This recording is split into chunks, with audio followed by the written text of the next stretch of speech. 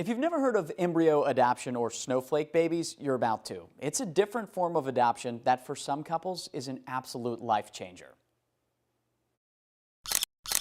You know how it goes. You get married, then everyone wants to know, when's the baby coming?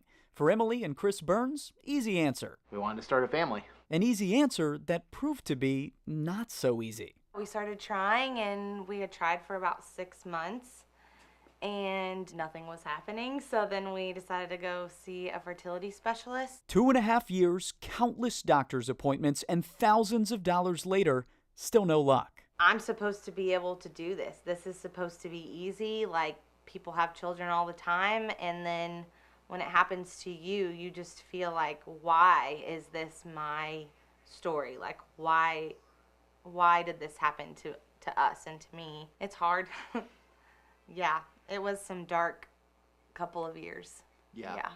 Running out of options, they heard about something called embryo adoption. What was my first response? He thought it was kind of weird.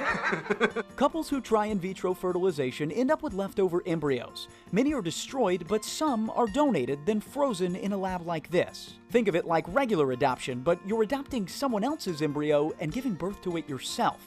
It's an option many families don't know exists. The only form of adoption where you can carry your adopted baby. Unborn embryos, frozen in time, that with enough luck can become the best interruption ever. Hi. Come here. Meet their happy, healthy son, Ellis. Hi, buddy man. Hi. If the best things take time, Ellis, can you say hi? Ellis sure took his. Say, I love you. There's so many times where I'm like, he was like frozen, suspended in time for 20 years, and now he's just like running around our living room. Like, that's so crazy to me. Where'd Daddy go? You heard that right. This 20-month-old was frozen for almost 20 years, conceived when Emily was just 8 years old. I know what you're wondering, and yes, they're gonna tell him. We've always just said from the beginning, like, we don't ever want him to wonder. It's never going to be a secret. He's probably gonna go to kindergarten and be like, I was frozen for a long time. Ready?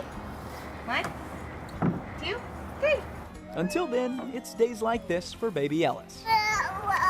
Frozen for 20 years, until the time was just right to warm two hearts. Knowing that Ellis waited for us, in a way, for 20 years, like, he was just sitting there waiting for someone in a freezer, waiting for someone to call him their own, and now he's our perfect little child. What, baby?